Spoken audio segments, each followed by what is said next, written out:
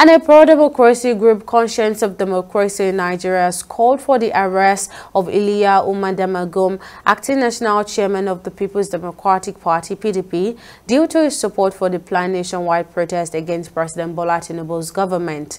At a news conference in Abuja, the group described Damagum's endorsement of the protest as shocking and inciting, accusing him of attempting to destabilize Nigeria. Now, led by Adamu Matazu, the group alleged that Damagum's actions were influenced by his loyalty to FCT Minister Nyesom Wike, whom they referred to as his paymaster. The group argued that PDP under Damagum's leadership was responsible for the current economic crisis in Nigeria, citing the party's 16-year rule as the foundation for the issues. Beyond the issues already been addressed, there are genuine concerns that the protests will be hijacked by entities and persons with less than sincere intentions. People who are proxies for terrorist cells and agents for foreign interests that are out to destabilize Nigeria. It is consequently shocking for the acting PDP national chairman, Ambassador Damagum, to openly endorse the planned nationwide protest. He even went further to ignorantly criticize the government for persuading will-be protesters to hold off on the protest. While this is shocking, Ambassador Damagum's incitement of the protesters is no surprise, since one of the owners of the PDP and its permanent presidential candidate, Alhaji Atiku Abubakar, had made a similar ill-advised call for the protest and only stopped short of calling for the overthrow of the government. We have noted that there is more to this endorsement of the protest by the PDP and its chieftains than they are admitting to Nigerians. The Conscience of Democracy in Nigeria wishes to remind Damagum and those for whom he runs errands that the log is in their eyes. They should first look at what they contributed to the cost of living and economic crisis facing Nigeria today. President Bola Tinubu's administration may be incumbent today, but the foundation for what we are collectively experiencing today was led by the PDP 16 years of misrule, which was fortunately truncated by committed patriots and Democrats. And because the PDP had anticipated that it will rule over Nigeria for over 60 years, unfortunately, Nigerians rejected them when they are at the verge of collapsing the country. Furthermore, with the appellation of ambassador, Damagum is aware that Nigeria is a federating entity with 36 states and the FCT, out of which the PDP controls 13 states. The implication is that the PDP is still responsible for 1/3 of the country.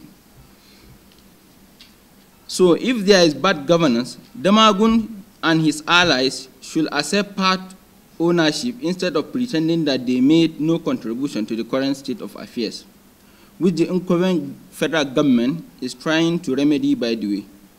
The Federation Account Allocation Committee, FAC, allocation to state has almost tripled since the latest 2023.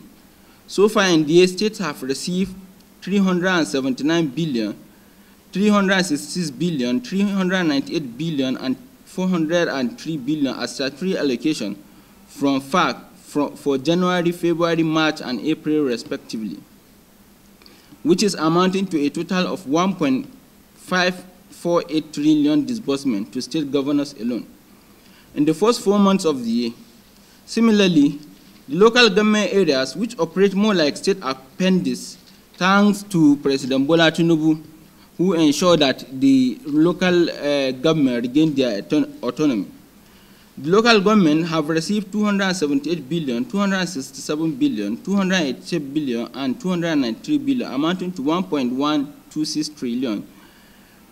Yet, 55% of food perish no rural road in states, including those controlled by the PDP, because the right things are not done.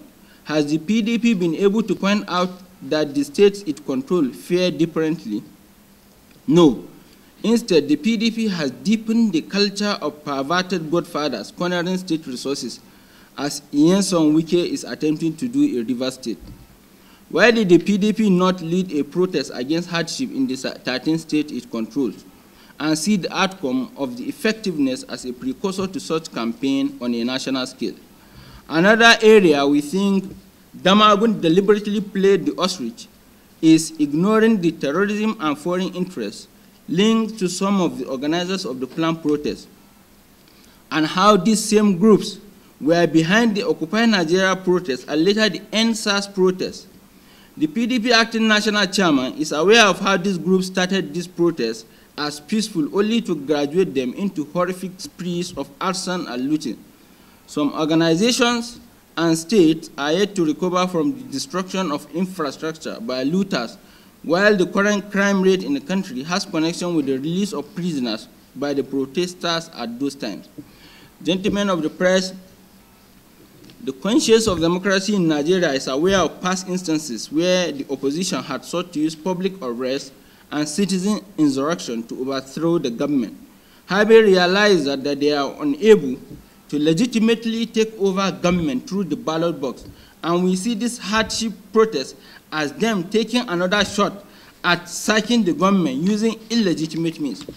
We have noted their assertion that the right to protest is constitutionally guaranteed, but what they are not telling Nigerians is how they have perfected plots to plan trained killers and arsonists among protesters to trigger